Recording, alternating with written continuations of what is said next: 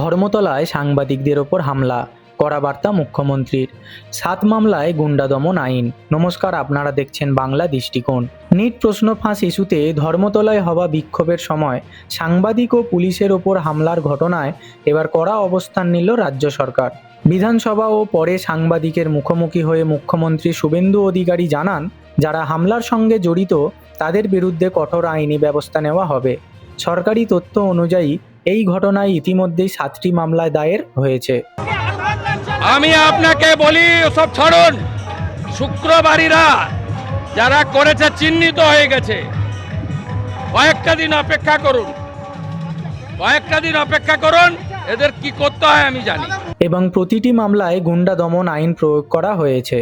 এখন পর্যন্ত 14 জনকে গ্রেপ্তার করা হয়েছে। তদন্তকারীরা ভিডিও ফুটেজ ও অন্যান্য প্রমাণ খতিয়ে দেখে অভিযুক্তদের শনাক্ত করছেন।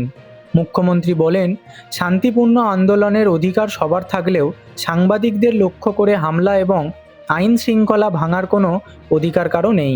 তিনি দাবি করেন, হামলায় জড়িতদের বিরুদ্ধে কঠোর শাস্তিমূলক ব্যবস্থা নেওয়া হবে এবং আইন তার নিজস্ব গতিতেই চলবে। পাশাপাশি তিনি আরও দাবি করেন, এই ঘটনায় সাধারণ ছাত্র আন্দোলনের অংশগ্রহণকারীরা জড়িত নন। হামলায় যুক্তদের সম্পর্কে তিনি রাজনৈতিক ও আদর্শগত কিছু অভিযোগও তোলেন।